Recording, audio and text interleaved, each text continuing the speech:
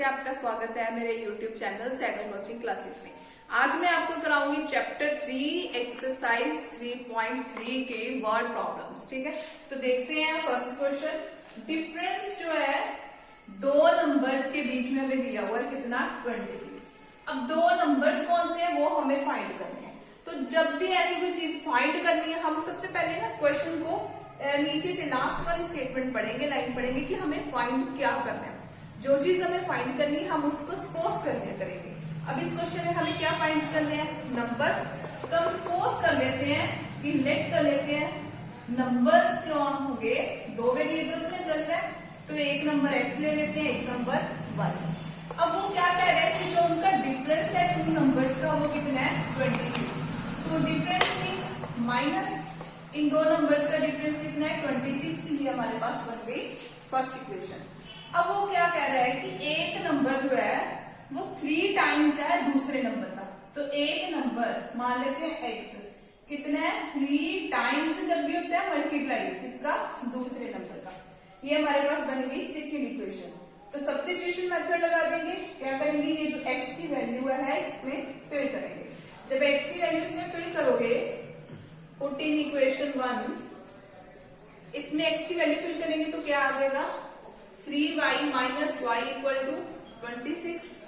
y क्या है, कुछ भी नहीं है, तो क्या मान के चलेंगे 1। 3 माइनस 1 2y इक्वल टू 26। तो यहां से y कितना आ गया, 2 के टेबल पे कटिंग होगी 13। y की वैल्यू आ गई, इसमें फिल करेंगे तो x की वैल्यू क्या आ जाएगी 3 इंटू 13 39। तो दो नंबर्स पूछे थे, दो नंबर्स कौन से आ गए 39 एंड 13। क्लियर है, ये क्वेश्चन आपको समझ लगा। बड़ा इंपॉर्टेंट क्वेश्चन है। जो थर्ड चैप्टर की वर्ड प्रॉब्लम्स है वो बहुत इंपॉर्टेंट है। नेक्स्ट क्वेश्चन, सेकंड क्वेश्चन है, इसमें किसकी बात की है, सप्लीमेंट्री एंगल्स की बात की है। क्या बोल रहे हैं कि लार्जर जो बड़ा है, दो सप्लीमेंट्री एंगल्स है। ठीक है, तो हमें सबसे पहले तो क्या फाइंड करना है, हमेशा सबसे पहले वो चीज देखा करो स्टेटमेंट में उसने क्या फाइंड करने के लिए बोला है, उसको हम x या y सपोज करेंगे। ठीक है, उसने एंगल्स की बात की है तो हमें एंगल्स फाइंड करने हैं। तो दो एंगल्स है, लेट कर लेते हैं। और उसने एक वर्ड यूज किया है लार्जर और स्मॉलर। तो लेट कर लेते हैं कि जो लार्जर एंगल है हमारा वो x डिग्री है, एंगल्स हमेशा डिग्री में होते हैं। और जो स्मॉलर एंगल है हमारा वो y डिग्री। ठीक है, अब वो क्या बोल रहे हैं कि जो लार्जर एंगल है, पहले एंगल्स कौन से है, सप्लीमेंट्री एंगल्स। सप्लीमेंट्री एंगल्स कौन से होते हैं, जिनका सम 180 होता है। और कॉम्प्लीमेंट्री एंगल्स कौन से होते हैं, जिनका सम 90 होता है। तो ये एंगल्स सप्लीमेंट्री है, इसका मतलब इनका सम कितना है 180 डिग्री। तो एक इक्वेशन तो हमें ये मिली। उसके बाद क्या कह रहे हैं कि जो लार्जर एंगल है वो एक्सीड मीन्स की बढ़ना। ठीक है, तो ये थोड़ा सा आप याद रख लो कि जब भी स्टेटमेंट में आपको एक्सीड वर्ड नजर आ जाए इसका मतलब माइनस का साइन आप पे लगाना है। जहां भी आपको वर्ड दिखे एक्सीड तो इसका मतलब माइनस का साइन। तो जो लार्जर एंगल है वो एक्सीड हो रहा है, माइनस का साइन। स्मॉलर कौन है, वाई, कितना 18 डिग्री। तो ये हमारे पास बन गई सेकेंड इक्वेशन। अब इन दोनों को सब्स्टिट्यूशन भी लगा सकते हो, क्योंकि पेपर में आपको जिसकी स्टेटमेंट मेंशन होती है ये नहीं कहा होता कि आप कौन सा मेथड लगाओ, सब्स्टिट्यूशन लगाओ, एलिमिनेशन लगाओ, कोई भी लगा सकते हो। ठीक है, तो ये दो लीनियर इक्वेशंस आ गई है, तो इसको आप सब्स्टिट्यूशन मेथड से भी सॉल्व कर सकते हो और एलिमिनेशन से भी। और जो थर्ड मेथड है वो हमारे सिलेबस में नहीं है, वो है क्रॉस मल्टीप्लिकेशन मेथड। तो अब इन दोनों इक्वेशंस को हम सॉल्व करेंगे। ठीक है, फ्रॉम इक्वेशन, अगर आपने सब्स्टिट्यूशन मेथड की एक्सरसाइज है वैसे। ठीक है, अगर सब्स्टिट्यूशन मेथड से सॉल्व करना है तो किसी भी एक इक्वेशन से किसी की वैल्यू निकाल लेते हैं। यहां से मैं x की निकाल लेती हूँ, कितनी आ जाएगी माइनस का y इधर जाके प्लस का। ये x की वैल्यू मैं इसमें फर्स्ट इक्वेशन में फिल करूंगी। तो क्या आ जाएगी, x की वैल्यू क्या है 18 प्लस y इक्वल टू 180। तो y प्लस वाई कितना हो गया 2y, और ये 3 उधर जाके क्या हो जाएगा माइनस का। ठीक है, तो ये कितना आ जाएगा 2y इक्वल टू 162। तो y कितना आ गया यहां से 81।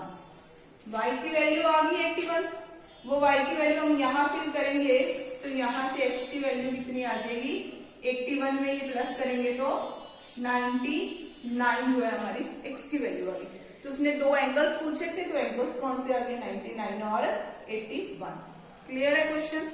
नेक्स्ट थर्ड क्वेश्चन है हमारा कि कोच एग्री की टीम का वो क्या बाय कर रहा है 7 बैट्स एंड 6 बॉल्स, कितने की 3800 की। एक इक्वेशन हमें यहाँ से मिल जाएगी। उसके बाद लेटर उसने 3 बैट्स और 5 बॉल्स कितने की खरीदी है 1750।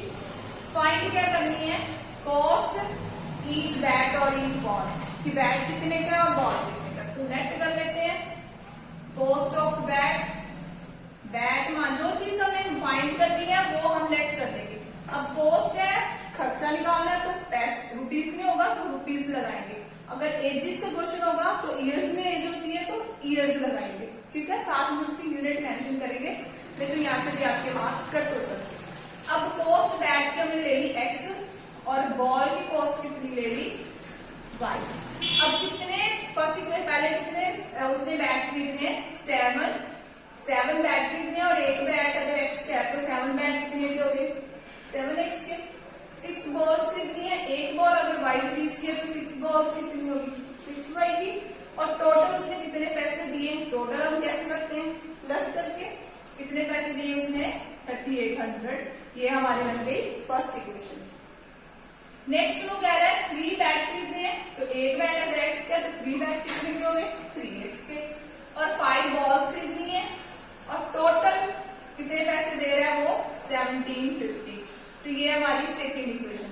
अब इन दोनों इक्वेशंस को सॉल्व करना है, चाहे तो सब्स्टिट्यूशन लगा दो चाहे तो एलिमिनेशन लगा दो, कोई भी मेथड हम अप्लाई कर सकते हैं। ठीक है, सॉल्व करते हैं इसको सब्स्टिट्यूशन से। किसी एक इक्वेशन में से किसी की वैल्यू निकाल के दूसरी में फिल करते हैं। तो क्या करते हैं फर्स्ट इक्वेशन में से निकाल लेते हैं, इसकी वैल्यू निकाल लेते हैं, x की निकाल लेते हैं। तो 7x equal to 3800 minus 6y, तो x की वैल्यू कितनी आ जाएगी 3800 माइनस 6y बाय 7। ये आ गई हमारे पास x की वैल्यू। फर्स्ट में से निकाली है तो किसमें फिल करेंगे फिर सेकेंड इक्वेशन में फिल करो। यहाँ 3 और x की वैल्यू कितनी निकाली है 3800 minus 6y by 7 plus 5y equal to कितना 1750। क्लियर है। अब मल्टीप्लाई करेंगे तो क्या आ जाएगा 3 को पहले 3800 से 3 0 0 0 8 3 24 4 2 कैरी 3 3 9 और 2 11 माइनस 6 3 18 इसके साथ भी करेंगे 18y अपॉन में कितना है 7 प्लस 5y इक्वल टू 1750।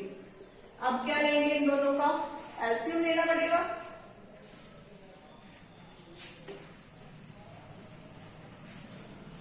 क्या आएगा एलसीएम 7 और 1 का एलसीएम 7 और आपको बताया तो ऊपर क्या कर दिया करो क्रॉस मल्टीप्लाई।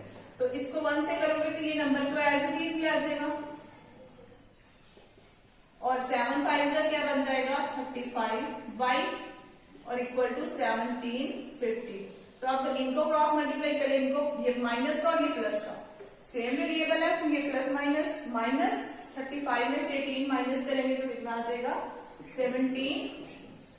17y और साथ में क्या है 11400 बाय 7 इक्वल टू 750 अपॉन 1। अब इनको क्या करेंगे क्रॉस मल्टीप्लाई, तो क्या आएगा जब इनको क्रॉस मल्टीप्लाई करेंगे इसको 1 के साथ करेंगे तो ये नंबर एज इट इज आ जाएगा 17y प्लस 11,400 और इधर जब इसको 7 के साथ करेंगे तो क्या आएगा 0 7 जा 0 7 5 जा 35 5 और 3 कैरी हो जाएगा तो 7 7 जा 49 प्लस 3 कितना आ जाएगा 49 प्लस 3 52 2 और 5 कैरी और 7 1 जा 7 7 प्लस 5 कितना हो जाएगा 12। तो यहां से ये 12,250 माइनस 11,400 तो माइनस करेंगे कितना आएगा 0 5 माइनस 0 5 12 माइनस 4 8 और यहाँ क्या रह गया 1, 11 11 0, 850। तो 17 मल्टीप्लाई में इधर आके डिवाइड और 17 5 85 और साथ में 0। इसका मतलब जो बैट है, सॉरी बॉल्स को वाई लिया था, तो बॉल्स कितने की है 50 रुपीज की। अब हमें किसकी कॉस्ट निकालनी है, बैट की कॉस्ट निकालनी है। वाई की वैल्यू आ गई है तो एक्स की वैल्यू निकालनी है। किसमें फिल करेंगे, इसमें। इस वाली इक्वेशन को आप नंबर 3 भी दे सकते हो और इधर लिख दो पुट इन इक्वेशन 3। तो y की वैल्यू इसमें फिल करो, क्या आएगी x की वैल्यू 3800 माइनस 6, y की वैल्यू कितनी है 50 डिवाइडेड बाई 7। तो ये कितनी होगी 3800 और ये कितना हो गया 300 डिवाइडेड बाई 7। तो ये कितनी आ गई 3500 डिवाइडेड बाई 7, 7 5 35। इसका मतलब x कितना आ गया 500। x क्या था हमारे पास, बैट। तो बैट की कॉस्ट कितनी है ₹500 और y हमारे पास क्या था बॉल्स। तो बॉल्स की कॉस्ट कितनी है ₹50। यही हमें पूछा था, ठीक है।